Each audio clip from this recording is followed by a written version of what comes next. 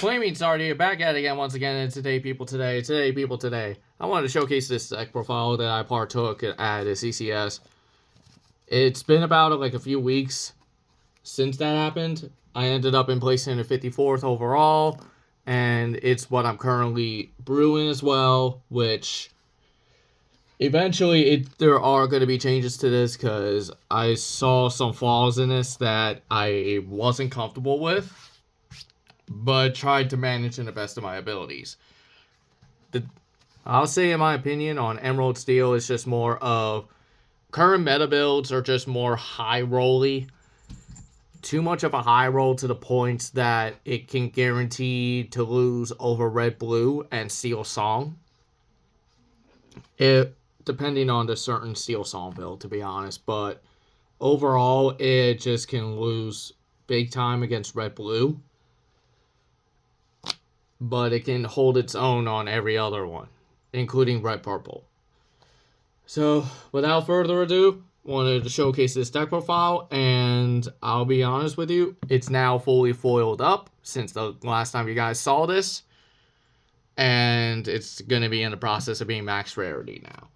So first off, we got 4 copies of the 1-drop Diablo, which is the key part to the whole deck, to just look at the opponent's hand to come in, be able to shift into the other Diablo on, which running 4 copies of on turn potentially 2, or earliest if there's no fire to cannons, brawl, or anything like that. Which if we have brawl, then if they have a brawl, then we just go for the cove, which running 3 copies of to move Diablo there and be able to freely quest and get the free and keep our bird alive from preventing brawl from coming in. So I am only running 3 copies of the Hidden Cove because it's good, but there were times that it was one too many in the hand that I had to force myself to just keep both in the hand, not inking the one unless if needing to. It became difficult to where it was either I had it stuck in the hand and just being played out just to get freely hit by a Maui, or just anything else. It got a bit unnecessary. But for the song package, I'm running 4 copies of the Ursula Deceiver to snipe them, and it also can give me free information as well. If I don't have the 1-drop Diablo, I can just go Ursula Deceiver, look at the hand, get some information, either while hitting the song, or if I don't hit it, I'm still getting information about their opening hand regardless. And it's usually nice for it. Running 4 of that.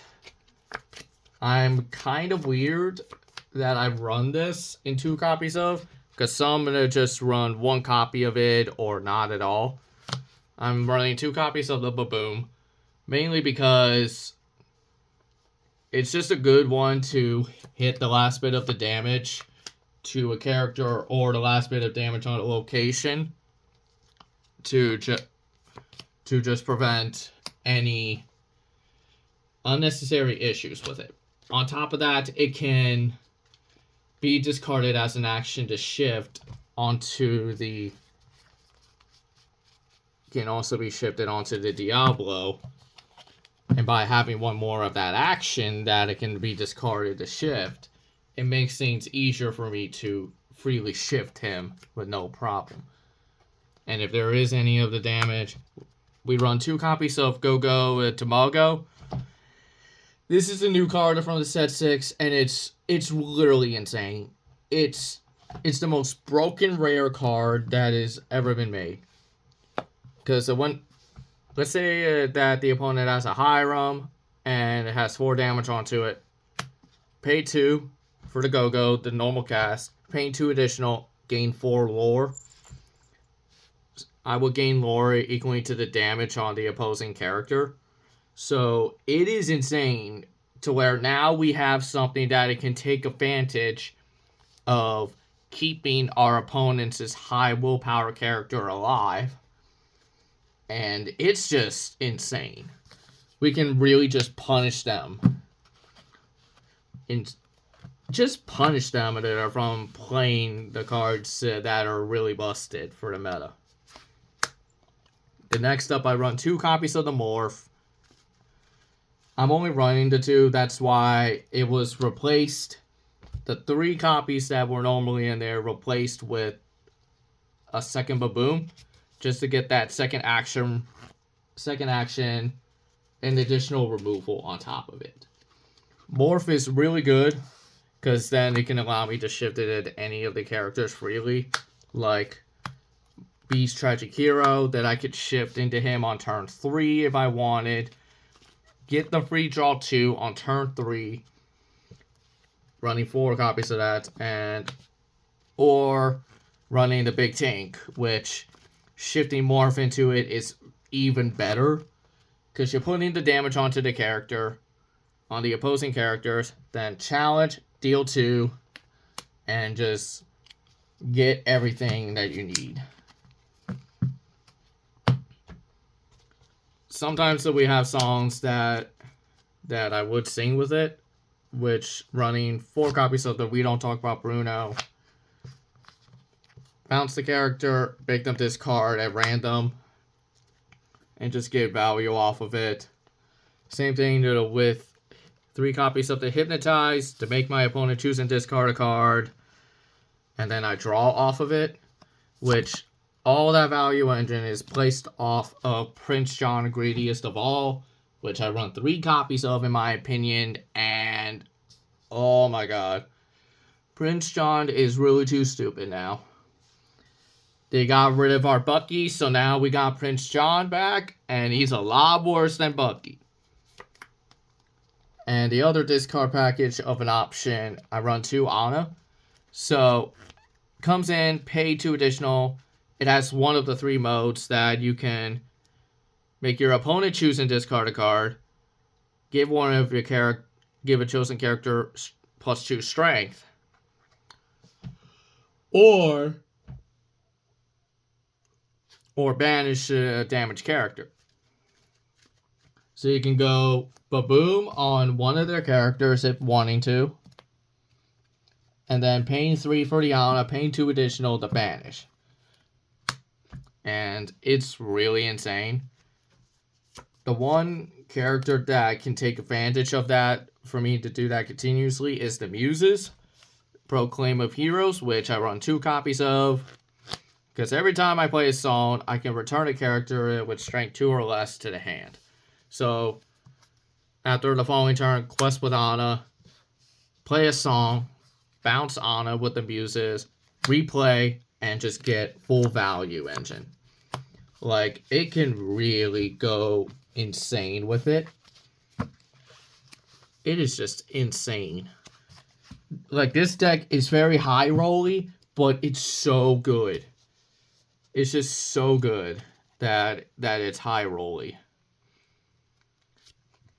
Now, this one character I do run 4 copies of. And this one you'll probably like. Ursula, Deceiver of All. And yes, I have the full playset of the Enchanted. Yeah.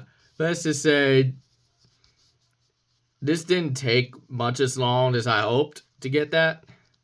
But I didn't have to spend a single much time onto it.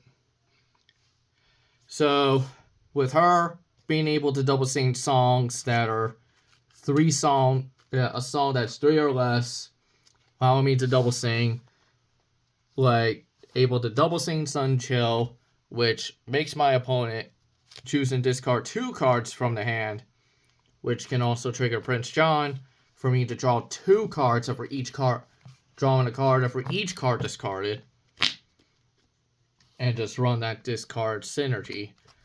I also run 4 copies of Let the Storm Rage On, which I can have Ursula double sing that, deal 4 damage, and draw 2 cards.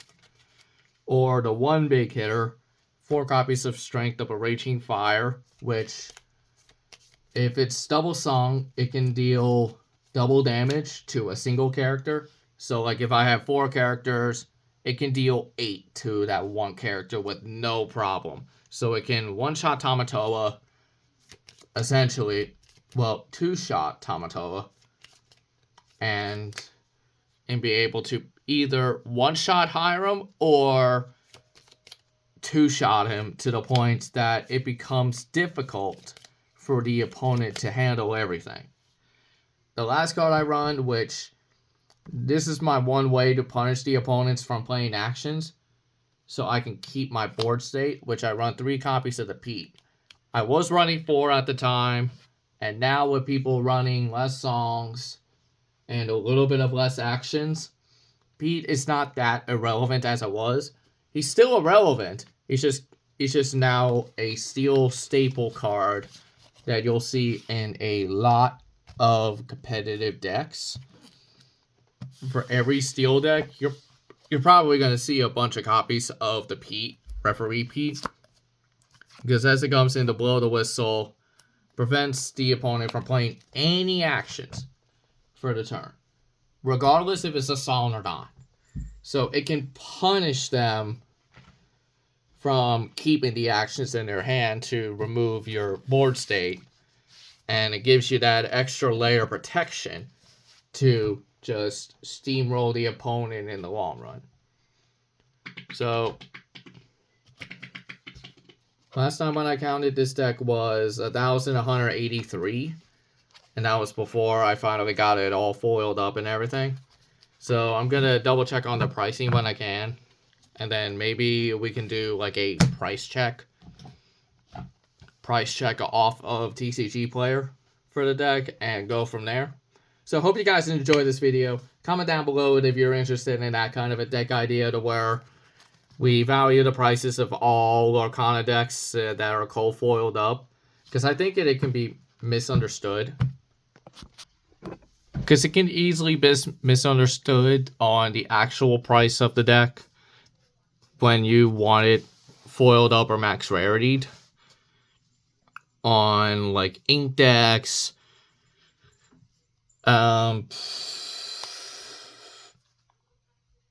and every other site, because it could be misunderstood on the pricing for cold foils or max rarity of a deck.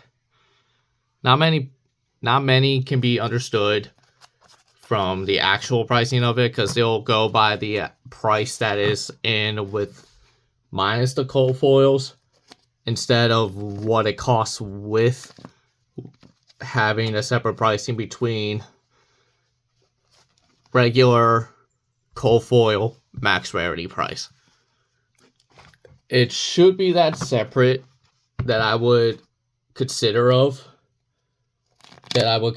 doing, but comment down below if you guys want to see that, because if we can do the price check on the Emerald Steel deck, I also have every other decks that I could just get priced in, and we can go from there. So if you guys enjoyed this video, smash that like button if you were able to enjoy this. Subscribe if you haven't, and click on the bell to never miss a single one of my videos. So hope you guys enjoy it. Flaming Sword here. I'm out.